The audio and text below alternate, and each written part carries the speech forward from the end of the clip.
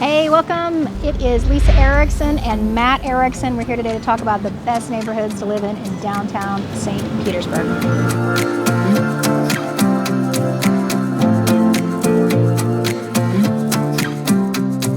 This town is great for walking. Walking to your coffee shop, barber shop, grocery store, park, dog park.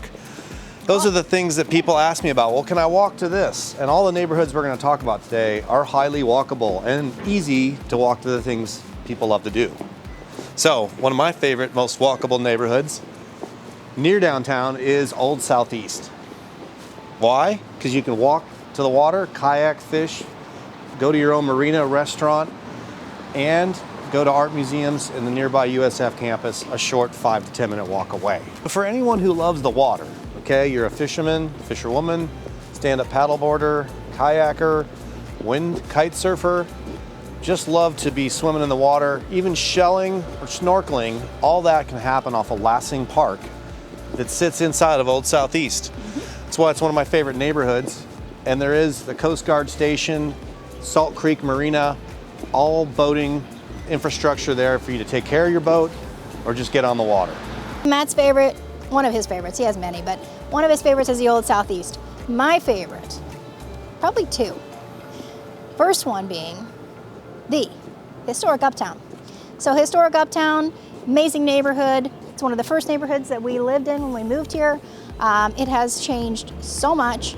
It's one of the best locations in St. Pete, right near downtown.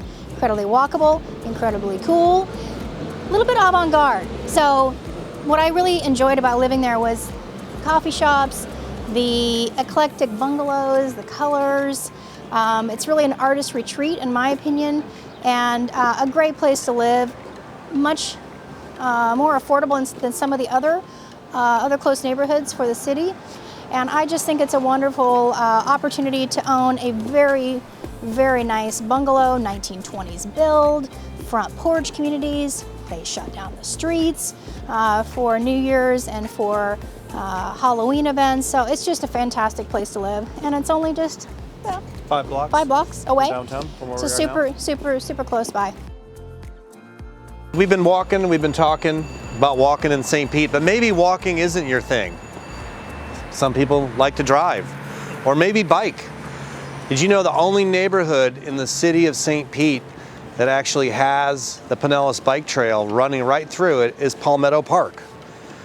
Where's Palmetto Park? Well, a few years ago, no one had ever really heard of the name, even though it was a 1920s neighborhood. It was largely along the old railroad line for the Orange Blossom Orange Belt Railroad, and that was turned into the Pinellas Trail, which goes 40 miles all the way up past Tarpon Springs.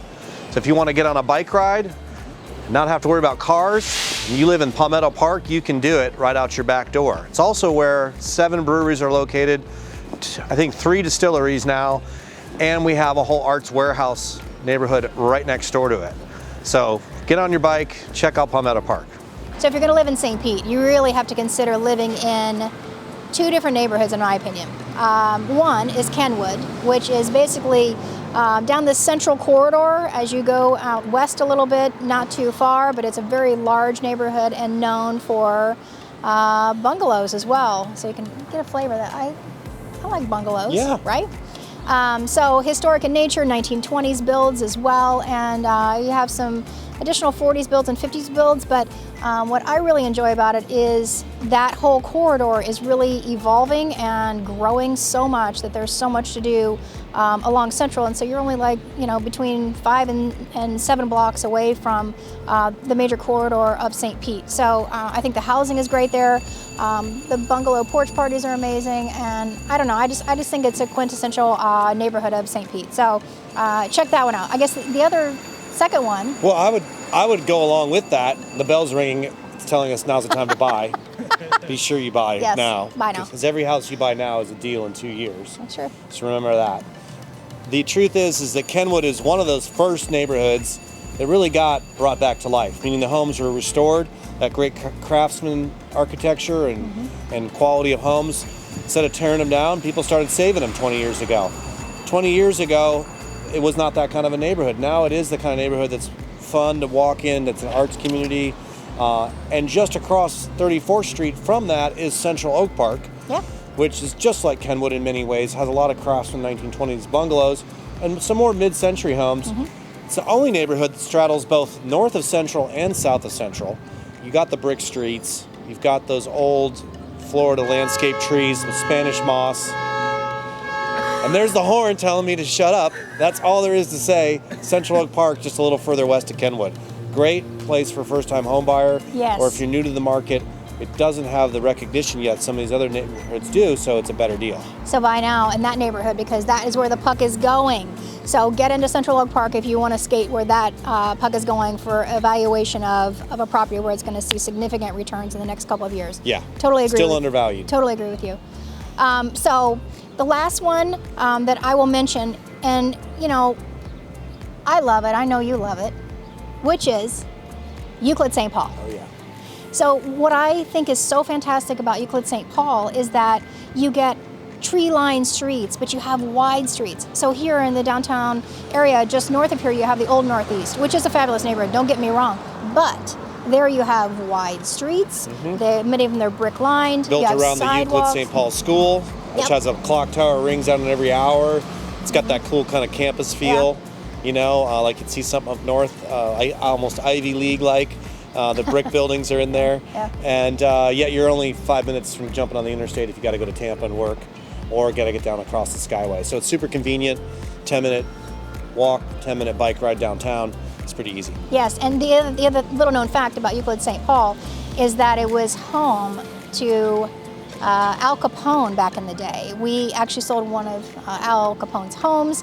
He notably had several here in St. Pete, but that neighborhood is very cool because there's a lot of Mediterranean homes in that particular area, which I think are just beautiful. And so you see Mediterraneans, his happens to be one of them, but you know, significant estate-sized lots.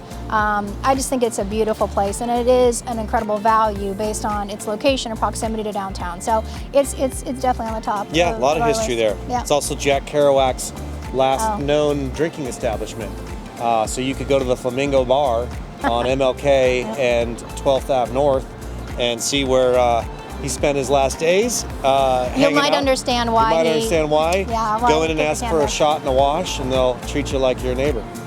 So if you're looking for more information about St. Pete, check out the next two videos that are coming up, and we look forward to talking with you next time.